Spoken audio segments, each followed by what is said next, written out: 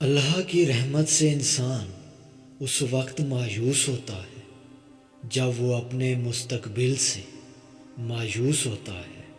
آپ زمین پر سجدہ کریں تو سمجھیں کہ آسمان قریب ہے، بلکہ سجدہ آسمان پر ہو گیا۔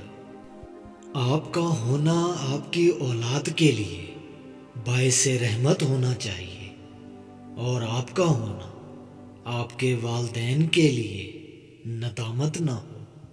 اگر آپ کے اندر شوق پیدا ہو گیا، آپ ضرور اپنی منزل سے واصل ہوں گے۔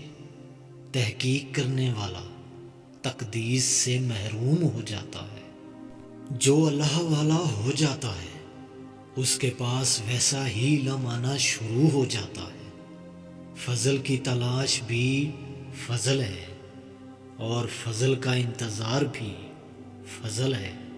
جس آدمی کو باطن کی کوئی تنگی آ جائے اور کوئی بات سمجھ نہ آئے تو اسے چاہیے کہ دسترخواں کو وسیع کر دے تو دل کھل جائے گا۔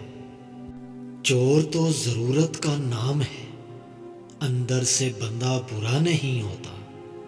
ضرورت بناتی ہے اور ضرورت ہی نیک بناتی ہے۔